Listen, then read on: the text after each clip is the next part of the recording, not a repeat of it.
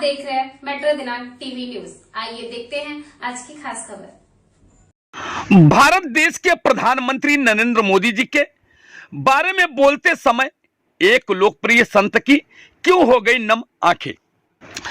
भारत देश के यशस्वी प्रधानमंत्री नरेंद्र मोदी जी के बारे में बोलते समय एक लोकप्रिय संत की क्यों हो गई नम आंखें। फिर उन्होंने भारत देश के 140 करोड़ जनता को क्या कुछ कहा, आइए हम देखते हैं मेट्रो दिनांक टीवी न्यूज पर एक रिपोर्ट। भारत के ऊर्जावान यशस्वी तपस्वी प्रधानमंत्री श्री नरेंद्र मोदी जी ऋषिकेश पहुंचे, उसके बाद केदारनाथ, बद्रीनाथ और फिर वापस दिल्ली की यात्रा की। प्रातःकाल जब हम सवेरे मिल रहे थे उनसे ऋषिकेश में, तो मैंने देखा एक अद्भुत बात। जैसे वे उतरे, हवाई जहाज से उतरते उतरते उन्होंने सबसे पहले हिमालय को देखा, प्रणाम किया, हवाओं को देखा, उनको छुआ और फिर किस तरह से जब धरती पर नीचे उतरे तो किस तरह से उनका भाव था किस मिट्टी को प्रणाम करने का। ये इस देश की संस्कृति है।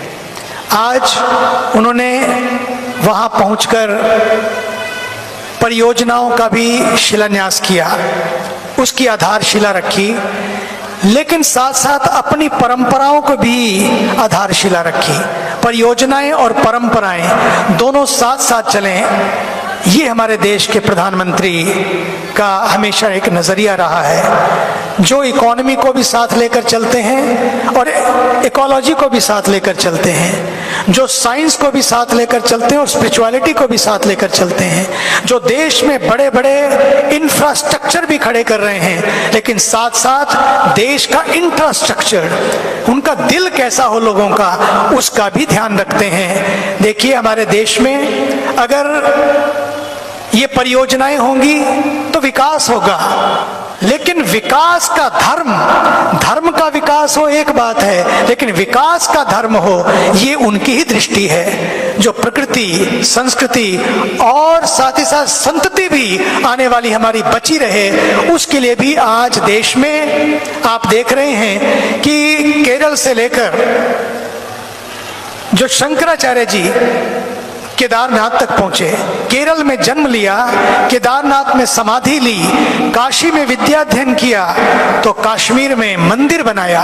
अब सोचिए, उत्तर, दक्षिण, पूर्व, पश्चिम, उन सब के बीच में किस तरह के सेतु बनाए।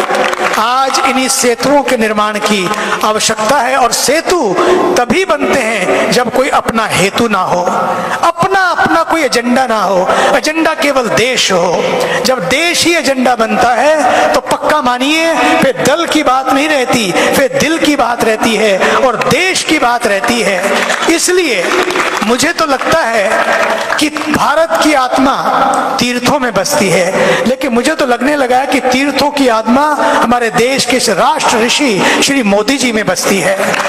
हमें इसको देखने की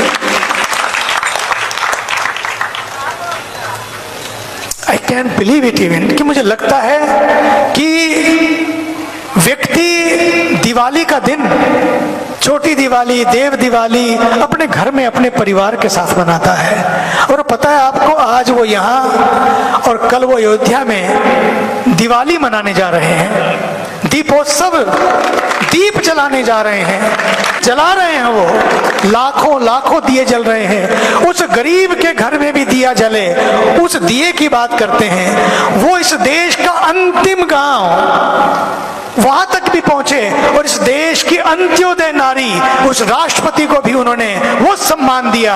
अंतिम गांव हो या अंत्योदय की यात्रा हो, दोनों में उन्होंने सेतु बनाए। मुझे लगता है हमारे देश के सैनिक जो हमारी रक्षा के लिए, हमारी सीमाओं की रक्षा के लिए, हमारी संस्कृति की रक्षा के लिए उस सियाचिन की ठंड में डटे हुए हैं, मोर्चे ले रहे हैं, अपने परिवारों की भी परवाह ना करते हुए, अपने जान की भी परवाह ना करते हुए, जो हम सब की रक्षा कर रहे हैं, उनका भी घर है, उनके घर में भी दिवाली होती है, लेकिन वो दिवाली हम छोड़कर सीमाओं की रक्षा कर रहे हैं। आप सोचिए, ये परिवार का मुखिया दिल्ली छोड़कर, राजधानी छोड़कर, अपने भवन को छोड़कर उन सब के साथ जाकर, जवानों के साथ जाकर उस दिवाली को मनाने जा रहे हैं। आप सोचिए तो सही, सवेरे 5 बजे उठकर, 4 बजे उठे होंगे, 5 बजे निकले, 6 बजे, पौने 6 बजे एयरपोर्ट पहुंचे, 6 बजे फ्लाइट ली, पौने 7 यहां पहुंचे, पौने 7 बजे यहां से निकले एक यात्री की तरह,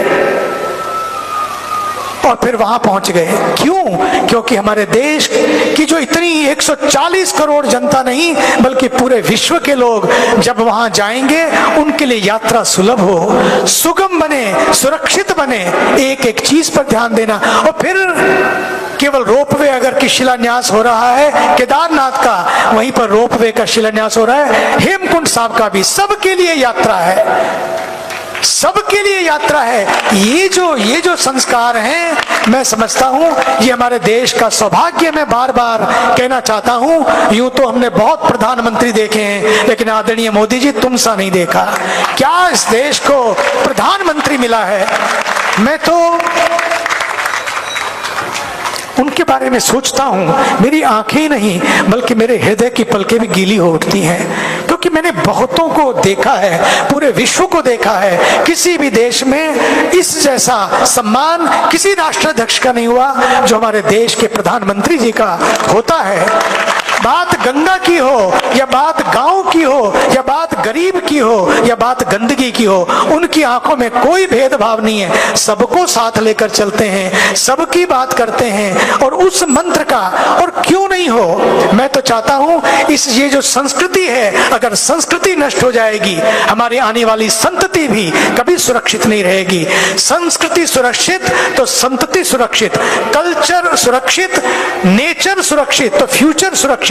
कल्चर, नेचर और फ्यूचर को साथ लेकर चलने वाला एक देश का प्रधानमंत्री, भगवान करे वो दिव्यायु हो, दीर्घायु हो। और ये दिवाली पर दिए जो जल रहे हैं, बल्कि केवल दिए बाहर नहीं बल्कि हम अपने दियों, उन दियों को अपने दिल के भीतर भी जलाएंगे, तो आप देख सकेंगे आज उन लोगों को भी अपने चश्मे बदलने की जरूरत है जो केवल देश को दल की दृष्टि से देखते हैं। दल की दृष्टि से नहीं, देश की दृष्टि से देखेंगे। पक्का मानिए, हमारा देश 140 करोड़ लोगों का देश निश्चित रूपेण विकास भी करेगा, परियोजनाओं का भी, पर्यावरण का भी, और साथ ही साथ अपने परिवारों का भी। परिवार तभी बचते हैं जब संस्कार बचते हैं। आइए, संस्कारों के इस देश में, संस्कारों, सरकारें तो बहुत आई, लेकिन ये संस्कारी सरकार है। उसके लिए मैं गंगा के पावन तट से आदरणीय अपने देश के प्रधानमंत्री जी का अभिनंदन करता हूं।